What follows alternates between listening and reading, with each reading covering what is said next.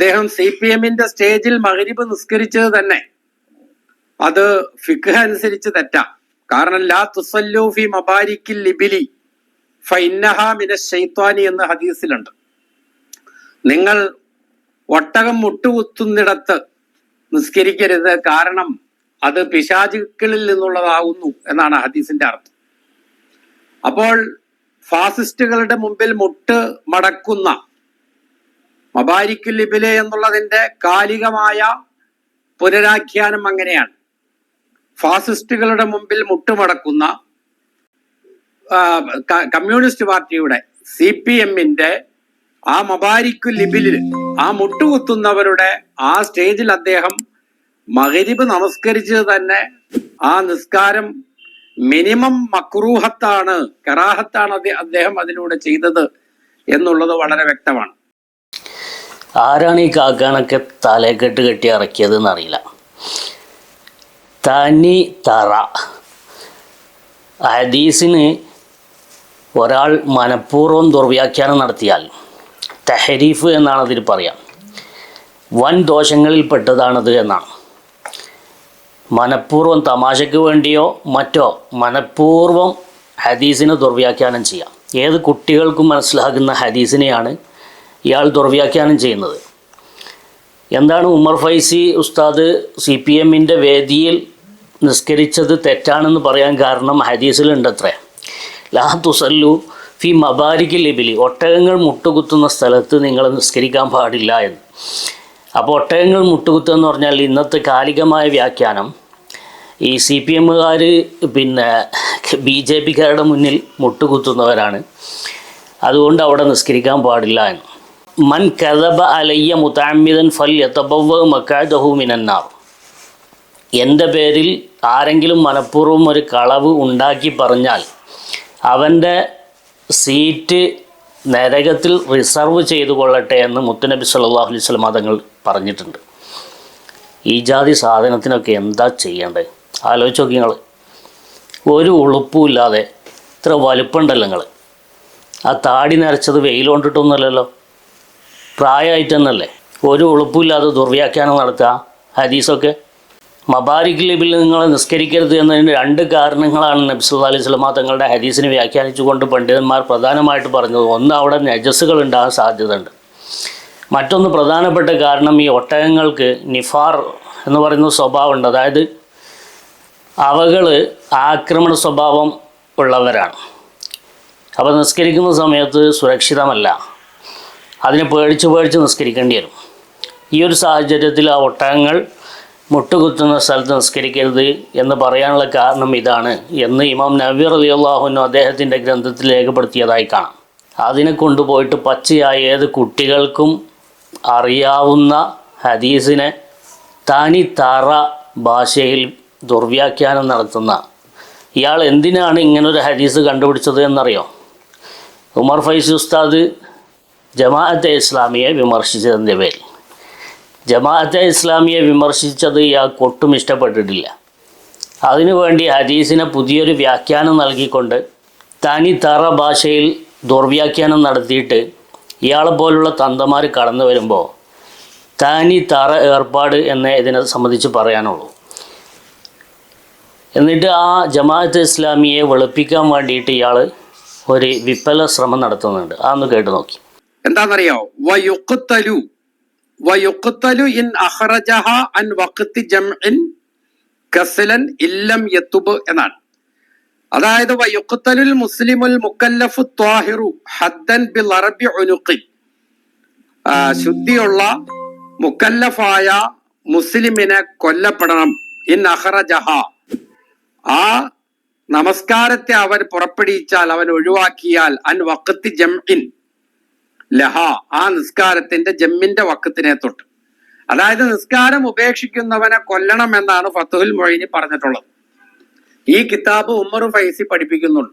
അദ്ദേഹത്തിന്റെ സ്ഥാപനങ്ങളിൽ ഈ ഫത്ഹുൽ മൊയ്ൻ പഠിപ്പിക്കുന്നുണ്ട്. അല്ലെങ്കിൽ ഈ ഫത്ഹുൽ മൊയ്നുമായിട്ട് യാതൊരു ബന്ധമില്ല എന്ന് പറഞ്ഞ് ഫത്ഹുൽ മൊയ്നെയും സൈനുദ്ദീൻ മഖ്ദൂബിനെയും ഉമർ ഫൈസി മുക്കവും സമസ്തയും തള്ളിപ്പറയട്ടെ. ഇനി അതിന് ഉത്തരം അയാൾ തന്നെ പറയുന്നുണ്ട്, അതും കൂടി കേൾക്ക്. ഇത്രയും നിങ്ങൾ പറയുമ്പോൾ ഇതിന്റെ മറുപടി ഇത് കേട്ടുകൊണ്ടിരിക്കുന്ന മുഅല്ലിമീങ്ങളുടെയും മുതഅല്ലിമീങ്ങളുടെയും മുദരിസന്മാരുടെയും സമസ്തയുടെ പ്രവർത്തകരുടെയും ഭാഗത്ത് നിന്നൊരു മറുപടി ഇങ്ങോട്ട് വരാതെ വരുന്നുണ്ട്. എന്താ മറുപടി എന്നറിയാമോ? അത് ഇസ്ലാമിക ഭരണമുള്ള രാജ്യത്ത് നടപ്പിലാക്കേണ്ട നിയമങ്ങളാണ്, മതേതര ഇന്ത്യയിൽ അവ നടപ്പിലാക്കണമെന്ന് സമസ്ത ഒരിടത്തും പറഞ്ഞിട്ടില്ല, ഉമർ ഫൈസി മുക്കവും അങ്ങനെ പറഞ്ഞിട്ടില്ല എന്നാണല്ലോ നിങ്ങൾക്ക് പറയാനുണ്ടാവുക. എന്റെ പൊന്നു സഹോദരന്മാരെ, അതിൽ കവിഞ്ഞ യാതൊരു മതരാഷ്ട്രവാദവും ജമാഅത്തെ ഇസ്ലാമിക്കുമില്ല.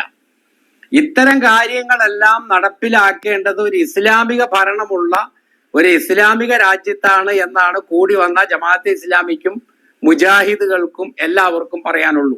അതെ, പെരയില് കെട്ടിയോളോടും കുട്ടികളോടും പറയാം, നാട്ടുകാരെ മുമ്പ് ഇറങ്ങിയിട്ട് ഇത് പറയാൻ പറ്റൂല.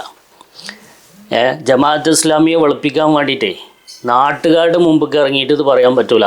കാരണം ഈ ജമാഅത്ത് ഇസ്ലാമിയുടെ വോട്ട് വാങ്ങുന്ന മുന്നണികൾ തന്നെ ഒളിച്ചും പാത്തൊക്കെയാണ് ഇപ്പോഴും അത് വാങ്ങിക്കൊണ്ടിരിക്കുന്നത്. ഞങ്ങൾക്ക് അവരുമായിട്ട് കക്ഷിബന്ധമില്ല, അങ്ങനെയില്ല എന്നൊക്കെ പറഞ്ഞ് ഉരുണ്ടു മറിഞ്ഞിട്ടാണ് ഈ വോട്ട് വാങ്ങുന്നത്. പൂർണ്ണമായിട്ടും ജമാഅത്ത് ഇസ്ലാമി ഇന്ന് മതേതരത്വത്തെ അംഗീകരിക്കുന്നു എന്നോ അവർക്ക് തീവ്ര നയങ്ങളില്ല എന്നോ ഒന്നും ഇന്ന് ഒരു മുന്നണിയും പറയില്ല.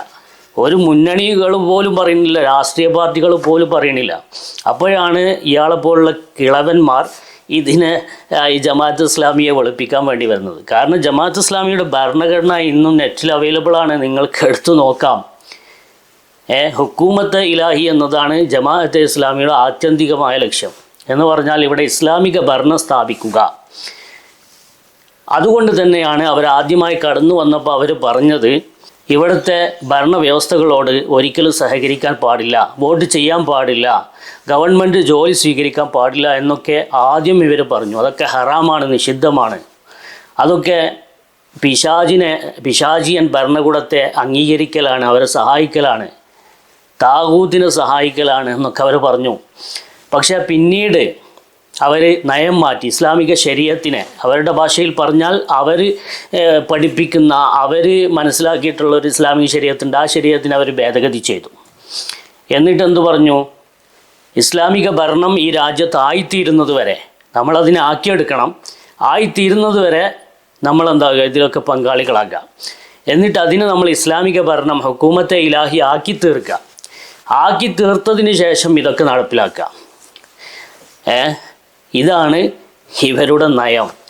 ഇത് ഇവരുടെ ആനുകാലികങ്ങളിലും ഇവരുടെ പുസ്തകങ്ങളിലും ഇവരുടെ ഭരണഘടനയിലുമൊക്കെ മുഴച്ചു നിൽക്കുന്നുണ്ട്. ഇതാണ് ജമാഅത്തെ ഇസ്ലാമിയുടെ നയം എന്ന് പറയുന്നത്. പ്രത്യേകിച്ച് ഇവിടെ മനസ്സിലാക്കേണ്ട മറ്റൊരു കാര്യം, ജമാഅത്തെ ഇസ്ലാമി ഇപ്പോൾ UDFുമായിട്ട് സഹകരിക്കാൻ തീരുമാനിച്ചത് ഒരു തന്ത്രപരമായിരിക്കുന്ന നിലപാടാണ്. കാരണം ജമാഅത്തെ ഇസ്ലാമിക്ക് സമുദായത്തിനകത്ത് സ്ഥിരപ്രതിഷ്ഠ നേടണമെങ്കിൽ, ഒരു സ്ഥിരത കിട്ടണമെങ്കിൽ ഇവിടെ മുസ്ലിം ലീഗിൻ്റെ സ്പേസിലേക്ക് അവർക്ക് കടന്നു വരണം. അവർക്ക് ആകെ അതിന് തടസ്സമുള്ളത് മുസ്ലിം ലീഗാണ്. എങ്ങനത്തെ മുസ്ലിം ലീഗ്? സമസ്തയോട് ചേർന്ന് നിൽക്കുന്ന മുസ്ലിം ലീഗ്. കാരണം ഒരിക്കലും ജമാഅത്ത് ഇസ്ലാമിയെ അടുപ്പിക്കൂല അവർ. അങ്ങനത്തെ മുസ്ലിം ലീഗിൻ്റെ ഉള്ളിലേക്ക് കടന്നു കഴിഞ്ഞാൽ അവർക്ക് പിന്നെ അടുത്ത ദൗത്യം എന്താണ്? മുസ്ലിം ലീഗിൽ നിന്ന് സമസ്തയെ അടർത്തി മാറ്റണം, ഒഴിവാക്കണം. കാരണം സമസ്ത ആശയവും മുസ്ലിം ലീഗിൻ്റെ ജമാഅത്തുമായിട്ടുള്ള ബാന്ധവും തമ്മിൽ ഒരുമിച്ച് പോകില്ല. ഇതിനു വേണ്ടിയുള്ള പ്രവർത്തനം അവർ നടത്തിക്കൊണ്ടിരിക്കുന്നു. അതിൻ്റെ പ്രശ്നങ്ങളും അലയൊലികളുമൊക്കെയാണ് ഇപ്പോൾ കണ്ടുകൊണ്ടിരിക്കുന്നത്. അങ്ങനെ ഈ സമസ്ത എന്ന് പറയുന്ന ആശയത്തെ, സമസ്ത വിഭാവനം ചെയ്യുന്ന ആശയങ്ങളെ മുസ്ലിം ലീഗിൻ്റെ പ്രവർത്തകരിൽ നിന്ന് അടർത്തി മാറ്റിക്കഴിഞ്ഞാൽ പിന്നെ ആ മുസ്ലിം ലീഗിനെ വരുതിയിലാക്കുക എന്നുള്ളത് ജമാഅത്ത് ഇസ്ലാമിക്ക് എളുപ്പമുള്ള കാര്യമാണ്. അങ്ങനെ ആ മുസ്ലിം ലീഗിൻ്റെ സ്പേസിലേക്ക് വന്നു കഴിഞ്ഞാൽ പിന്നെ മുസ്ലിം ലീഗിനെ ഇവിടെ ഇല്ലാതാക്കുക എന്നുള്ളതാണ് ജമാഅത്ത് ഇസ്ലാമിയുടെ തന്ത്രപരമായിരിക്കുന്ന ശ്രമം. അതാണ് അവരുടെ ലക്ഷ്യം. അവിടെ മാത്രമേ ഈ ജമാഅത്ത് ഇസ്ലാമിക്ക് സ്പേസ് ഉണ്ടാവുകയുള്ളൂ. അവിടെ മാത്രമേ ജമാഅത്ത് ഇസ്ലാമിക്ക് മറ്റെവിടേക്കും ഇവർക്ക് തള്ളിക്കയറാൻ പറ്റൂല. അതാണ് അതിൻ്റെ ഒരു രീതി. അങ്ങനെയാണ് ഇവിടുത്തെ പള്ളി, മദ്രസ, മഹല്ല് സംവിധാനങ്ങളിലേക്കൊക്കെ ഇവർക്ക് കടന്നു വന്നാൽ മാത്രമേ ഇവരുടെ കാര്യങ്ങൾ നടപ്പിലാക്കാൻ പറ്റൂ. അപ്പോൾ അതിനെന്ത് വേണം? മുസ്ലിം ലീഗിനെ തള്ളി മാറ്റി ആ സ്പേസിലേക്ക് ഇവർക്ക് കടന്നു വരണം.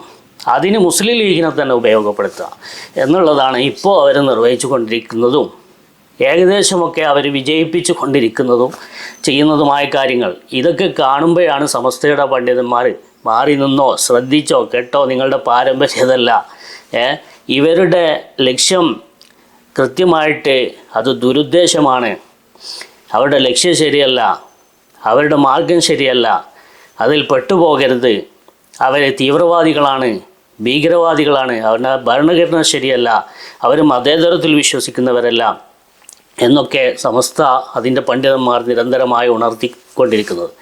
മാത്രമല്ല ആദർശപരമായിട്ടും സമസ്ത കേരള ജമിയത്തുൽ ഉലമക്ക് യാതൊരിക്കലും യോജിക്കാൻ കഴിയാത്ത വഹാബിസത്തിൻ്റെ മറ്റൊരു പതിപ്പാണ് ജമാഅത്തെ ഇസ്ലാമി എന്ന് പറയുന്നത്. അതുകൊണ്ട് ജമാഅത്തെ ഇസ്ലാമിയെ സംബന്ധിച്ച് സമസ്തയുടെ പ്രവർത്തകന്മാരെ ബോധവൽക്കരിക്കുക എന്നുള്ളത് ഉമർ ഫൈസി മുക്കം അടക്കമുള്ള സമസ്തയുടെ പണ്ഡിതന്മാരുടെ ദൗത്യമാണ്. അതവർ നിർവഹിച്ചു കൊണ്ടിരിക്കുന്നു എന്നത് യാഥാർത്ഥ്യമാണ്. അത് തുടരുകയും ചെയ്യും. അതിന് തടയിടാൻ ഇയാളെപ്പോലത്തെ കിളവന്മാരെ തലയിൽ കെട്ടി ഇറക്കിയാൽ അത് ഒരിക്കലും നടക്കാൻ പോകുന്ന കാര്യമല്ല. സമസ്ത അതിൻ്റെ ദൗത്യം നിർവഹിച്ചു കൊണ്ട് തന്നെ ഇരിക്കും. അസ്സലാമു അലൈക്കും വറഹ്മത്തുള്ളാഹി.